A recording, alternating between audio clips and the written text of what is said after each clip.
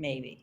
Yeah. Happy Friday. And for those of you that are in Colorado, we are going to get snow. And it is definitely not a traditional May in Colorado. Our guest is coming from the opposite end of the spectrum. Probably it's going to be pretty warm today down where he is.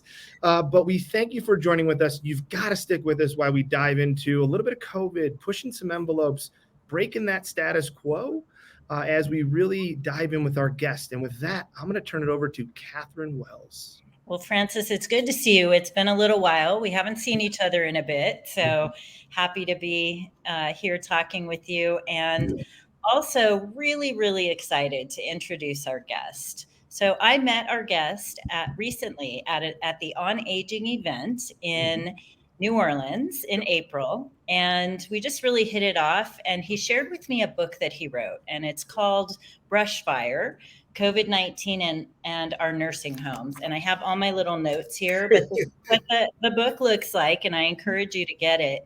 And I am excited to introduce Deke Cateau. He is the CEO of AG Roads Health and Rehab, and he's been with them for about 13 and a half years. Yep. So Deke, welcome to the show. Thank you, Catherine. Thank you, Francis. I am so happy to be here. You're right. It is very warm in Atlanta right now. Yeah. But I'm nevertheless really, really happy to be here. And when I say it's warm, no pun intended with the book. The book is called Brushfire. I know, right? Well, but hey, it is what it is. I'll take it. Yeah, right. Well, we could use some sunshine, although we had a great sunshine day yesterday. It definitely could snow today, which, welcome to Colorado. And as Francis and I often talk about, this is life in all areas of life, particularly in senior care. Yeah. We have to learn to adapt. Whatever is thrown our way, we learn to adapt. Yes. I want to read just a portion of one of the quotes from the beginning of the book, and this happens to be from a Mr. Andy Isaacson. Yep. But this really stuck out when I was going through this. And it says, during the COVID-19 pandemic, most of what you heard in the news was from people with no real perspective on life in long-term care or the challenges operators face delivering service just in normal times. Yeah.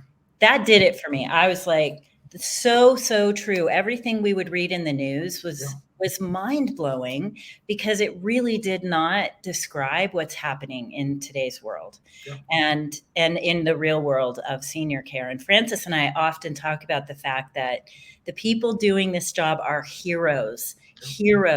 They go above and beyond over and over, and yet they work in an antiquated, siloed, and complex system. And that's a lot of what your book is about. Yeah. Can you share some of your background, Deke, with our audience, and then why you wrote this book?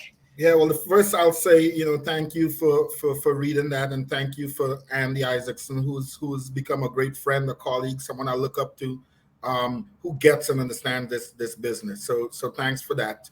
I've been in this business for over 20 years now, well over 20 years now. I sort of accidentally bumped into it through my wife, but it is something that I quickly grew a passion for. I quickly grew a passion specifically for nursing homes and what I think are some of the changes that need to happen in nursing homes. Just an antiquated system like you suggested. But really my most recent passion with that is explaining that antiquation, because I think too many people in society see that as the fault of the nursing home providers. But it is not. It is the system that we exist in. Yes, it does have to change, but I think we need to be careful where we are laying the blame for that system. And I think COVID brought that to fore, particularly with deaths of so many of our elders. At one point in this really, really tragic pandemic, nursing homes accounted for over a quarter of the deaths in this country. And understandably so, because those that were being affected, right, were the elderly among us with more illnesses, with more comorbidities. And where do they live? They live in nursing homes. So the great point of that, vilifying nursing homes for that happening in those environments kind of wrong, right? It's kind of put in the cart way before the horse, So again, these are my passions. Another very recent passion for me is really speaking out against a lot of the inequities that we have systemically in this system that is senior care, that is senior living in this sector. There's so many inadequacies and inequities, and I think a lot of our staffing issues right now, a lot of our image issues are related to a lot of those deep-seated inequities as well. I think you're spot on. I'm a firm believer. I've been in this now 13 years. Mm-hmm. My grandfathers got me into it just because of their health challenges and watching it on my family. I believe to this day that we have to find a way that every older adult aging has the same high level of care, regardless of their socioeconomic status, period. Yep. And I don't know what that means exactly, but it means that whatever we're doing today isn't working. That's, totally. We have to start with that. And I think you're right, though. Hearing that quote again, we have so much faith in it's almost that we rely on other people outside the industry to set the industry standards, and we don't listen to our own standards. Yeah. Hey, Francis, I love the point you make there. I've noted for quite some time that most of our regulators, and I'm no disrespect intended here, but most of our regulators, most of our nation surveyors, and licensure folks that come in to audit our homes, you talk to most of them, many of them have never worked in the industry. Most of the people making the laws for nursing homes have never worked in the industry. Most of our legislators, who set these laws and sign these laws, have never worked in this industry. So who are we really listening to? Who are we really taking the true advice from in this industry? Even now, when I read articles every morning, I read McKnight's, I read Provider, and quite honestly, a lot of the so-called theorists on our industry are scientists who work in universities who have never worked in a nursing home. Yeah, and we don't listen to enough of the older adults, right? Those that are actually aging. Those affected by it. Yeah, and Catherine and I have talked about this before, is yes, you might not be able to get every piece of data from them, but you're probably going to be able to get some pretty good stuff if you just slow down, spend some time. Well, and you're going to get some ideas and trends from them. I'm going to share, and this is going to be an eye chart. No one's going to be able to read this, but I want you to see it because you're going to get the idea. This is in Deke's book. What is that? Is that the graph there? So that's showing the regulatory bodies in our nation that touch on nursing homes. So every one of those agencies, every one of those groups have large jurisdiction over chunks of what we do. None of those agencies speak to each other, and the ones that do not speak to each other properly. I'll give you a good example. We as we were discussing before the show, small organization that obviously because of our size are stretched resource-wise. We have annual surveys going on simultaneously in two of our nursing homes, both on the other sides of the town. One started Monday, one started Tuesday, and then on Wednesday, we had a OSHA survey about, and it was really about a misunderstanding about something we reported to one agency, right? That OSHA assumed should have been reported to them as well, and came in, investigated. They left when they realized they should, we were correct. But I think that's the issues. We are over-regulated as an industry. So you have not only do the normal stuff, put out the normal fires. You now essentially had 3 regulatory agencies in two out of 3 buildings that you're now having to manage and get paperwork and do all that fun stuff. Which then pulls you away from doing the other things, right? The care, the oversight, the engagement. I mean, so wow, that makes no sense. I'm sorry, it makes 0 sense. And that's the soapbox, right? So when I speak about this, I've been a nursing home administrator for years, very successful one. So I'm not against the regulations. Don't get me wrong. Regulations are absolutely needed. But when regulations and when processes take away valuable patient care, we have a problem. And too many of our CNAs, too many of our LPNs, too many of what we now call essential care workers are taken away dealing with issues that are not closest to the bedside. Yeah, do you think, I mean, why do you think we want this overregulation or so many hands in the pot? Is it because people want attention? They want to say, oh, I gotcha, or Yeah, they want to say, I actually care? I mean, yeah, what do you think is that yeah. root? Well, some of it I just think is historical and societal. Nursing homes take care of senior living on the whole, take care of some of the most vulnerable of our nation's population. Right. So by virtue of that, I think attention has been diverted strictly there. What I think we have grown now as a society to understand, and you touched on some of it earlier with why we need to get the opinions of our residents and these elders. I think what we need to understand in that vulnerability is these are very strong people. These are individuals, many of whom we need to revere, yeah, but many of whom we could learn from.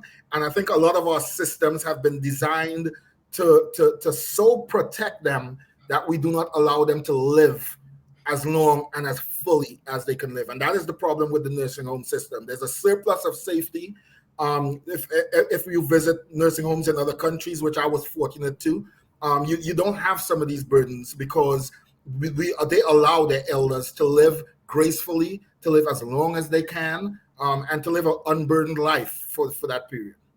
That I had my business partner, I had the luxury to visit Dementia Village in Amsterdam, which was The heck of a. yeah, we visited I did Dementia as well. Yeah. in Weesp, and that was phenomenal. Yeah. This is kind of going to be something that is going to be it could be a polarizing question. Do you think we prioritize preventing falls too much? Oh, I think and I'll answer this in the best political way I can. Because I'll tell you the answer. I think we do. I think we try to bubble wrap everybody. Yes. You know. But I think more importantly, though, I think we do not emphasize the realism of living in a nursing home, the practicality. If someone has fallen or was falling at home, right? Our nursing homes are not one-to-one care environments, were never designed to be. So I think we do not set realistic expectations with falls. So as an administrator, some liked it and some didn't, but I would let families know, they come in, well, mom keeps falling at home. Well, she's probably going to fall in the nursing home as well if she was falling at home. Our job is to protect as much as we possibly can. Agreed. But that surplus of safety, particularly around falls, as you say, has become, it's overrun. And that's why we drive down the road, you see lawyers commercials, you watch a television, you see legal commercials. Has your mom or dad fallen in a nursing home? We've let our litigious society impede on that whole aspect of resident safety. And that's really one of the areas that I see has truly impacted all those governing bodies. Yes. I just did a presentation at Leading Age Colorado earlier this week, and we talked about how we've gone from care-based to fear-based. Yes. We're afraid to bring family in. And so Francis is an owner-operator. Yeah. So he's like in the middle of this. And I come from the family perspective a little bit more. So I love what you just said about expectations. I had no idea when we moved mom and dad in that it really wasn't taking care of everything. It was giving them a new home with some new supports. But if they fell, and my dad became a fall risk, that they didn't actually want that on their liability. So then I had to bring in home care to sit with him. That's hard. That's really hard for families to understand. But if the expectations are set early, then you work together, and you have a chapter in your book about trust and transparency. And I'd love to dive into that and tell me how what did you do around that? How did it work, and how did it shift your culture? Yeah, true transparency, trust, the 3 T's. So we've always, like most providers, I think we're a astute nonprofit provider. We've always tried to live by those principles. I will say COVID, more than anything else, taught us the importance of sticking to those principles in every single thing you do. By overly communicating to families, to board members, to staff, to every single stakeholder, that communication, that truthfulness in communication leads to trust from them. Similarly, transparency when it comes to resident cases, when it comes to resident deaths. At the very start of this pandemic, nursing home providers in particular were sort of between a rock and a hard place, right? Because determining whether someone died because of COVID, right, or died with COVID, because the realities in our environments, death and dying is a reality of our environments. So a lot of providers, err on the side of I would say underreporting because of that, right? Or say, we don't know why or how this person passed away. Very early in the pandemic, my organization took the stance, you know what? We're gonna add it to the list. So everyone that passed, again, our job is not to say what they died of, but they're going to be added transparently. We're going to let families know, we're going to put it all out there. And what occurred from doing that was a huge, I would say, embrace of trust by families. Some difficult conversations had to be had, but they immediately began to trust that, hey, if they're going to report these negative sentinel incidents to us, then of course they'll trust us in the good times and in the rough times, because they're gonna err on that side of it. So that's the biggest lesson we've learned. And now in everything we do, I would say, especially with staff relations, I have become much more open and transparent with staff, open as far as our finances are concerned as a company, what we can and what we cannot do, when we can raise pay and when we cannot raise pay. I do town hall meetings every 3 months in our homes, and literally do sort of a state of the union and open our books up to our staff. And again, most appreciate it. You do get some dissenters and some really difficult conversations because of it. But I think it's just a business practice that if our nation's nursing homes, particularly a lot on the for-profit side, when you hear now about private equity and it's involved, the issue with private equity comes down to that, right? It's an issue of transparency. It's an issue of us as a society, and as a sector being confident that the money that is flowing through this system is being properly and responsibly allocated to, one, resident care, and to two, the people who take care of our residents, our staff in our homes, and three, our physical plants, our buildings. Are you just squandering or hoarding or saving, or are you putting those funds back into improving the physical environment for our residents? Well said. That's everything. Those are the three key metrics, right? And yes. And then, yes, obviously for your for-profit, there has to be that profitability component, but where is that line drawn, and yes, how does it impact? Because we know that if you're not investing in your residents, you're not investing in your staff, and you're not investing in your buildings, you will eventually have problems, right? Exactly. It's not a matter of if, it's just a matter of when. And I think far too often we're in the get rich quick, right? Yes. Especially in the stock market. And yes, we'll ride it up and then no big deal.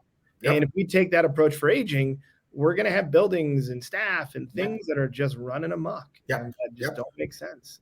Francis, you touched on a point earlier about when we were talking about the equity point. My organization is about to embark on a $37 million project. Cool. Wow. That to your point about equity, that it's been difficult, but we did well from a fundraising standpoint. But getting that investment from the financial sector, getting a loan for it has been so difficult because of that. And I'm with you where that's concerned. I think that's part of transparency as well, because it can be done.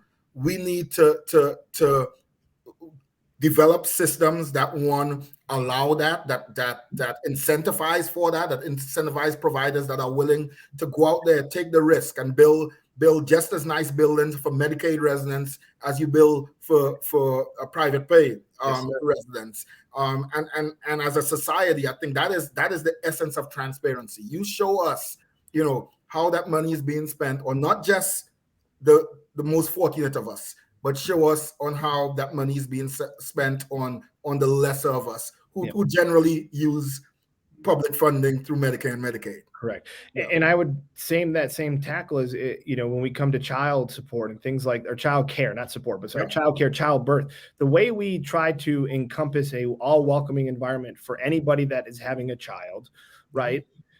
We need that same level for anybody that's aging. And how we welcome somebody into this world is equally as important as how we welcome them out of this world. And, the way we look at it right now is I feel like we have this interesting struggle between knowledge and wisdom.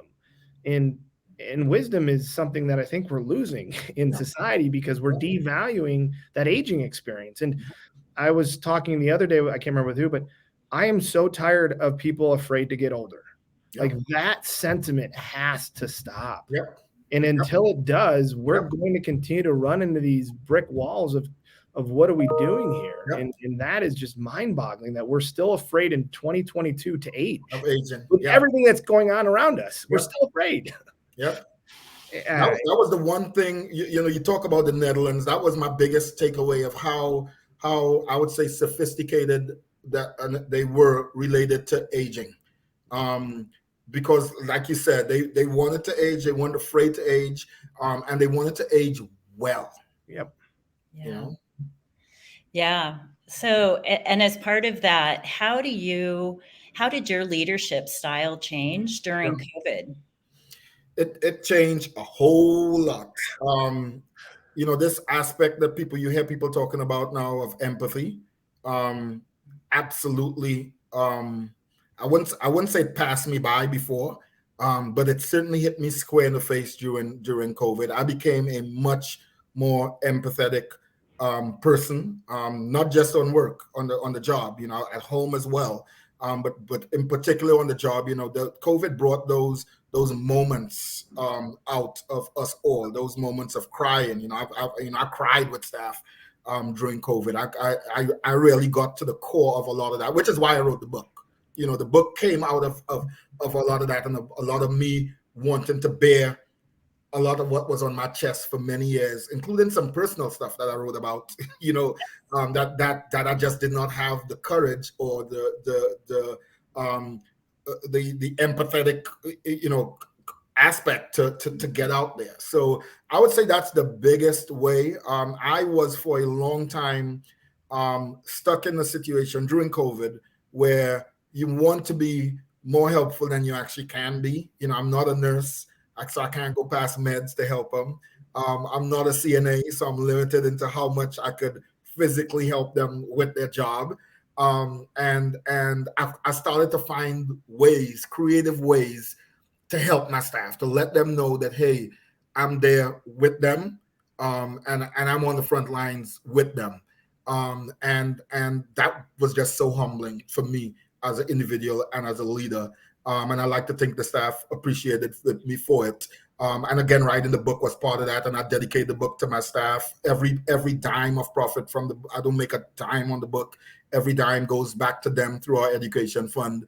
So it's for them. The book is for them. That's awesome. Do you think you're more adaptable now? Because oh yeah. So I heard, I can't remember his name now, but I heard during COVID, I heard a retired Army general say that COVID would be a harsh auditor of leadership, of leaders. And he said that's why, because you're going to be forced to adapt. You're going to be forced to change. And if you're, as a leader, you can't be nimble enough to do that, you're going to be harshly audited for it. And absolutely. Just even today, I'm telling you about the surveyors in 2 homes. But you know what? We've been through 2 years of COVID. So come on in. Come on in. Do what you got to do. We'll adapt and we'll rise, out of these ashes even better than we were before. I think that's fantastic. Great. And what a great statement that COVID's a harsh auditor of leadership. Yep. It was General Mathis. Yeah. Okay. All right. Yeah. Do you feel like you trust your team more after going through this? And that do they step up a little bit more as well? Like we purpose? Yeah. We for almost a year had daily meetings. We still have them. We just don't do them daily anymore. COVID meetings discussing every single thing related to COVID. In that sense, there was a bit of micromanagement in that I needed, going back to truth, transparency, trust, I needed to know everything. We had reporters calling. I had board members calling me to find out. So, it took a while for me to explain to my staff, hey, it's not that I'm trying to be in your business, but if a reporter calls me and says, hey, how many cases you have, I want to be as exact as possible, because they're going to go check, and find out. Or similarly other stakeholders. But those meetings ended up being great, and that's why we don't do them as often, because it built trust with them and me. They understood what level I needed to know or be involved in, and slowly that level went down, right? Because they knew, okay, here, let's shoot this email to Deke every morning. Let's do this, let's do that, let's do the other. So I built a lot more trust in them, and allow them to do their job, and step out of the way, do their job. I do have expectations of them, very high expectations, because at the end of the day, we are dealing with the lives of in my case, on any given day, close to 500 residents, and just as importantly, and I think this is the lesson we've learned from COVID, and I've learned, is that we are dealing with the lives of about 500 of our staff members. And by lives, I'm not talking physical lives. We have a responsibility to them, to each one of them, and to their families. We have a responsibility as they are part of our team. They're part of our family. And we have a responsibility to make sure they're taken care of on the job. They're paid properly, on the job for what they do.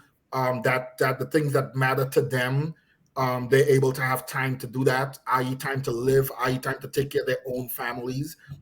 These are things that I'm not sure we did as well prior to COVID. I've been very honest and clear with that. And, I've always been considered of as a good leader, but I've done some very wrong things as a leader that I've now realized, hey, these were wrong practices. Whether you like it or not, COVID has shown us that as a leader, as a manager, call it whatever you want, you have a huge responsibility to your staff, as a major stakeholder. Our industry has taught us, I hate to go on the soapbox again, but our industry for far too long, for years, taught us the credo, the resident is always right, right? So that's how we manage, that's how we govern. Those are not true words, because by doing that, we have let our staff know that they're always wrong, because the residents always right. No one's always right, right? We have no need to grade who is the higher stakeholder than the other. They are both extremely important stakeholders. We let a customer service credo, create a sort of a classism in our nursing home and our senior living environments. And as long as I'm going to work in this industry, I'll do my part to make sure that no organization, no nursing home, no assisted living, no senior living organization I am involved in is going to fall into that trap again. With that, what do you think can be a micro step, kind of that next step to have a bright impact? Not major. I'm saying something small that maybe everybody could attempt that first step, or that small step, right? Yeah. I'll tell you what my first step as an organization was. And it goes back to inequities. In my case, in our case, there were inequities related to race, which is huge in most of our senior living environments. However, one glaring inequity, and in our case, again, it went parallel with race, is the lack of a path for development into leadership for our CNAs, for our LPNs, for our direct care staff. If we are honest with ourselves as an industry, that path does not properly exist. We love to promote a CNA to LPN, and make them a supervisor, right? Or CNA to central supply, or CNA to medical records. Yeah. We do very little to hone, to develop their skills, to truly educate them, to make them be able to make that next step into senior management, into C-suite. So in my case, we started a leadership development program, simple program. It ran the course of a year. It was not only mentoring and shadowing, but there was a huge academic component.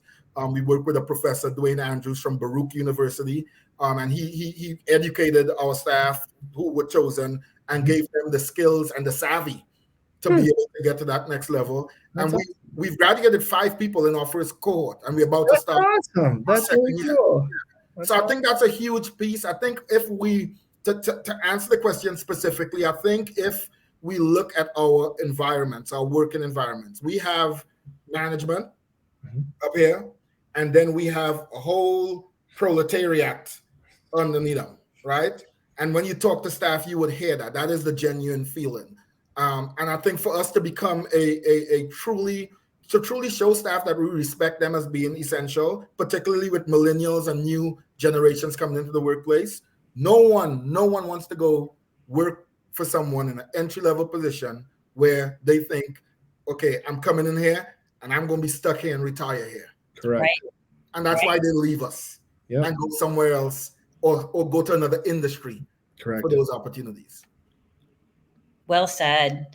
And one of the things that I heard you talk about earlier in this show is that the transparency that you created in your communications actually created some hard conversations. So everything we do is you have to weigh the pros and the cons. What are the benefits? What are the drawbacks? And the benefits far outweigh those few difficult conversations. But those few difficult conversations that may or may not arise are what holds so many people back from being transparent and creating these kinds of leadership programs. What if I create this leadership program, I graduate 5 people, and then they leave me and I put all this money into them? That could happen. But it also could happen that they stay with you and they build and grow your organization, and they're much more likely to be loyal to you. And it will happen. So of that 5, I know we're a small organization. We're not going to have positions for. But you know what? It's not about us. It's about making the industry, the sector, a stronger sector. And I tell people, some are going to come back to you after as well. Yeah.